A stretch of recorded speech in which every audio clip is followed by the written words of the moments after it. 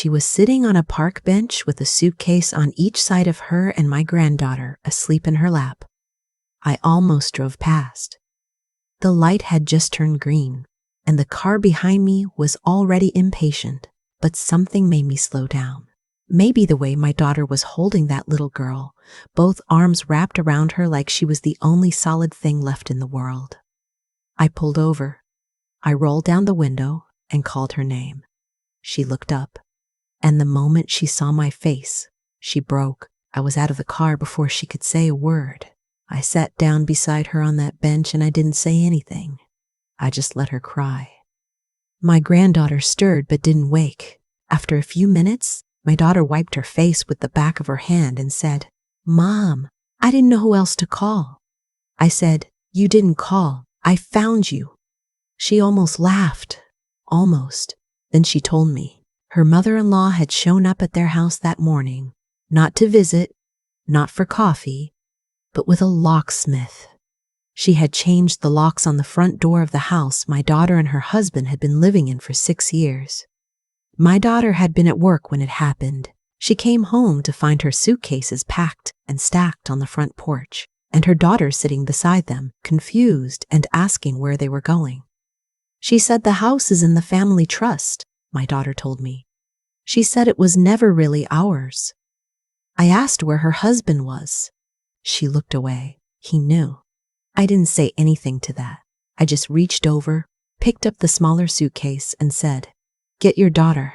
Get in the car." She looked at me like she wanted to argue, like she was going to say she didn't want to be a burden, like she was about to apologize for something she had no business apologizing for.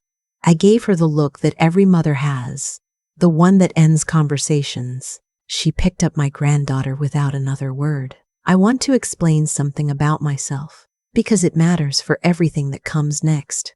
My name is Margaret. I am 63 years old. I have short silver hair, and I wear reading glasses, and I drive a sensible sedan, and I bring a casserole to church fundraisers twice a year. I do not look like someone who could dismantle a woman's empire in 40 days. I know that. I have always known that. And I have spent most of my adult life allowing people to underestimate me, because it is useful. What people do not know, what my daughter herself did not fully know, is that I spent 31 years quietly building a property management company that now holds controlling interest in 47 commercial leases across 3 counties.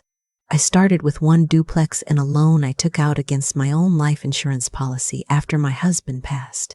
I did not advertise. I did not put my name on signs. I just worked. I showed up and I paid attention and I remembered everything. My daughter knew I owned property. She knew I was comfortable. But children often see their parents the way they first learned them. And she first learned me as the woman who packed her school lunches and drove her to swim practice. She did not fully understand what I had become in the years since. Her mother-in-law understood even less. Her name was Constance. She had built her identity around a family real estate business that her own father had started in the 1970s, a small commercial development firm called Whitmore Properties. It was a respectable business, nothing remarkable. But Constance had inherited it, expanded it modestly, and spent the last 20 years treating it like a dynasty. She had a plaque in her office with the company name on it. She wore blazers at family dinners. She introduced herself at parties by saying, "We're in real estate," with an emphasis on the we that was meant to communicate something. What she had never done, not once, was check who her tenants were. That is the thing about people like Constance. They look outward. They look at bloodlines and last names and the square footage of the houses people come from. They do not look at paperwork. They do not look at the fine print.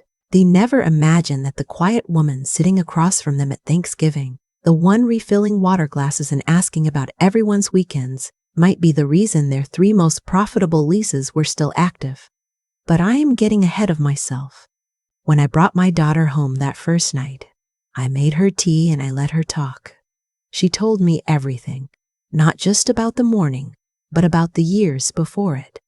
How Constance had never fully welcomed her, how she would make small comments at family gatherings, the kind that are designed to land and then disappear, comments you can't quite repeat to someone else without sounding oversensitive. How she had been working at Whitmore Properties for 4 years as a leasing coordinator, a job she was good at, a job she had poured herself into, and how Constance had let her go that same morning with a single sentence. This was always a family position. My daughter had worked there for 4 years. She had restructured their tenant renewal process. She had brought in 2 of their largest current clients. She was not family enough to keep her job, but she had been family enough to live in one of their houses for 6 years. My granddaughter woke up sometime around 9 o'clock that evening, wandered into the kitchen in her socked feet, and looked up at me with her father's eyes and her mother's stubborn chin, and said, "Grandma, are we having a sleepover?" I said, "We are." She said, "How long?" I said, "As long as you want." She seemed to find this satisfactory and asked if we had the kind of cereal with marshmallows in it. I did not have that kind of cereal. I went to the store and bought it before breakfast the next morning. That same morning, while my granddaughter was eating her cereal and watching cartoons, and my daughter was still asleep, I sat at my kitchen table with a cup of coffee and I made a list. Not an emotional list, not a list of grievances, a practical list. I had been in business long enough to know that emotion is a fuel, not a strategy. You can let it move you, but you cannot let it steer you. I wrote down everything I knew about Whitmore Properties, the locations of their commercial buildings, the names of their tenants. I knew more than most people would expect because 2 of their buildings were in areas where I also held property, and in property management, you know your neighbors. Then I made some calls. The first call was to my attorney, a woman named Patricia who had been handling my contracts for 11 years and who had the particular quality I value most in a lawyer, which is that she thinks before she speaks. I explained the situation. She listened without interrupting. When I finished, she said, "Tell me about the employment termination." I told her what my daughter had told me. 4 years of employment, no written performance issues on record, terminated the same day her living situation was taken from her. Patricia was quiet for a moment. Then she said, "That's a conversation worth having." The second call was to a man named Roy, who does what I would describe as careful research. He is not a private investigator in the dramatic sense. He is simply a person who knows how to read public records, business filings, and financial disclosures with a great deal of patience and attention. I had used him twice before when I was considering acquiring properties and wanted to know the full history of who I was dealing with. I asked him to take a careful look at Whitmore Properties. He called me back in 11 days. What he found was not shocking exactly, but it was clarifying. Whitmore Properties had been in a slow financial contraction for 3 years. 2 of their commercial tenants had not renewed. 1 property had been refinanced twice. The business looked solid on the surface because Constance was good at surfaces, but underneath, the load-bearing walls were soft. More importantly, and this is the part that required me to sit with my coffee and think for a long time, 3 of their current active leases were with companies that I knew well. 2 were subsidiaries of a logistics group that leased warehouse space for me in another county. 1 was a restaurant supply company whose owner I had known personally for a decade. I had not planned this. I want to be clear about that. I had not arranged my business affairs over 30 years with the goal of one day being in a position to affect Constance Whitmore's livelihood.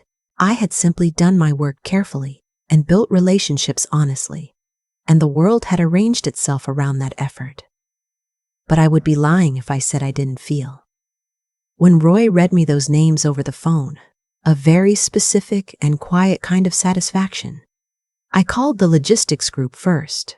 I spoke with the director of operations, a man I had done business with for 7 years. I did not make threats. I did not issue ultimatums. I asked him casually how his current warehouse space was serving him. He said they had been thinking about consolidating their operations. I told him I had a property that might interest him and invited him to take a look. He took a look. He liked what he saw. The conversations with the other 2 tenants followed a similar course. I was not cruel about it. I was simply available and interested and offering something better than what they had. Within 3 weeks, all 3 tenants had given notice to Whitmore Properties. I should say something about my daughter during this time. She did not know what I was doing. I had not told her, because I did not want her to worry, and because I did not want her to try to stop me. She is more forgiving than I am. She gets that from her father. She had retained Patricia for her own purposes, the wrongful termination matter, and she was focused on that. She was also taking my granddaughter to school every morning and cooking dinner 3 nights a week, and slowly, tentatively, rebuilding something in herself that had been knocked loose. One evening she asked me, "Mom, are you doing something?" I poured her a glass of iced tea and said, "I'm always doing something." She looked at me for a long moment. Then she said, "Okay," and she let it go, because she has known me long enough to know that when I use that particular tone, there is no useful follow-up question. Constance reached out to me directly on a Thursday afternoon in the 5th week. I had expected this. When 3 significant tenants leave in rapid succession, a person who is paying attention starts asking questions, and the questions eventually lead somewhere. Constance had apparently done some asking. Someone had connected enough dots. She called my cell phone, which told me she had done a reasonable amount of digging. Most people don't have my cell number. Her voice, when I answered, was controlled. She was a woman who had built a life around controlled presentation. She said she understood there may have been some misunderstanding between our families, and she was wondering if we might meet for lunch to clear the air. I said I'd be happy to. We met at a restaurant downtown. Her choice. She arrived first and took a corner table, which told me she wanted her back to the wall. She was dressed in a blazer. She had her reading glasses on top of her head the way people do when they want to signal that they are busy, important, interrupted in the middle of work. She opened with a kind of small talk that is really reconnaissance. How was I enjoying retirement? She said retirement the way people do when they're trying to determine your level of threat. I told her I kept myself busy. She asked about my granddaughter. I told her she was wonderful and was very much enjoying the cereal with marshmallows. Then Constance set her water glass down carefully and said, "Margaret, I want to speak plainly." I said, "Please." She told me she had become aware that some of her tenants had recently made decisions that may have been influenced by outside relationships. She said she didn't want there to be any bad blood between us over what was ultimately a business and family matter. She said that she hoped we could come to some understanding as 2 businesswomen, 2 mothers. I waited until she was done. Then I said, "Constance, you fired my daughter the same morning you changed the locks on her house." She found her little girl sitting on the porch next to a suitcase. Something moved across her face. She had not expected directness. People like Constance never do. They expect negotiations, soft language, the careful dance. They don't expect someone to simply say the true thing. She started to say something about the family trust, about the house always having been a temporary arrangement, about how she had hoped my daughter would understand. I said, "My granddaughter is 7 years old." She asked me how long she was staying, and I told her as long as she wanted. She asked if I had marshmallow cereal. I looked at Constance across the table. She shouldn't know what a suitcase on a porch means. She's 7. Constance was quiet. I said, "My attorney has been in contact with yours. I think you know where that conversation is heading. The employment matter is straightforward. 4 years, no documented performance issues, terminated without notice or severance on the same day as what appears to be a coordinated removal from housing. Patricia is thorough." I watched Constance's jaw tighten.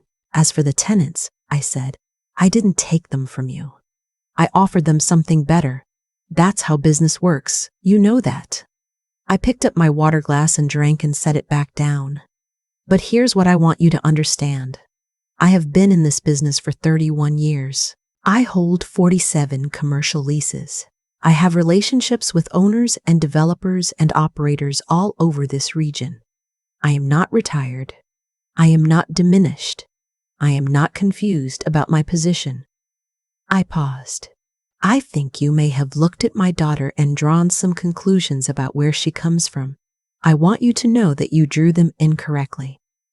Constance looked at me for a long moment. Then she said quietly, What do you want? I told her. I was not unreasonable. I did not want Whitmore properties. I did not want her to suffer. What I wanted was a fair severance from my daughter in writing within 10 days, a release of any claims related to the housing arrangement, and a letter, not a legal letter, a real letter, to my daughter, acknowledging what had been done and why it was wrong. Constance said, "The letter," I said. "That one matters most." She was quiet for another long moment. Then she said she would need to speak with her attorney. I said, "Of course." The severance agreement came through in 8 days. It was fair. Patricia reviewed it and said it was more than fair, which told me Constance had been advised to settle cleanly. The letter took longer. I understood that. It is harder to write a true thing than to sign a document. But it came, 2 pages handwritten. I don't know everything it said because my daughter read it privately and then folded it and put it in the drawer of her nightstand. But she came out of her room with her eyes red and her shoulders lower than they had been in weeks, which is the posture of someone who has put something down that they've been carrying. She hugged me in the hallway and didn't say anything for a while. My granddaughter came around the corner and looked at us and said, "Are you guys crying?" My daughter laughed and said, "A little." My granddaughter considered this and then said, "Grandma, can we get more marshmallow cereal?" I said yes. I went to the store the next morning. My daughter has her own place now, about 12 minutes from me. She found a new position with a property development firm, a real one that looked at her resume and recognized what she had done at Whitmore without needing to be told. She starts at 8 in the morning and she is home by 5:30, and on Tuesday and Thursday evening she has dinner at my house, and my granddaughter does her homework at the kitchen table while I make something on the stove. I think sometimes about what Constance saw when she looked at my daughter. She saw someone who had married into her family from outside. She saw someone whose mother drove a sensible sedan and brought casseroles to church fundraisers. She saw someone she had decided, without evidence, was less than. She never asked what I did. In 6 years, she never asked. She wasn't curious. People who are busy building a wall to keep others out rarely are. I don't tell this story to encourage revenge. I am not a vengeful person by nature. I am a practical person who believes that actions have consequences and that it is not wrong to allow those consequences to arrive. I also believe, and I have believed this since I was a very young woman watching my mother navigate a world that underestimated her, that the most powerful thing you can do when someone decides you don't belong is to say nothing, smile politely, and go home and work. Let them think what they want. Let them feel safe in their assumptions. Just make sure, when the accounting comes, that your books are clean and your relationships are solid and you have been, every single day, exactly who you are. That's all I did. That's all any of us can do. And sometimes, not always, but sometimes, it is enough to change everything.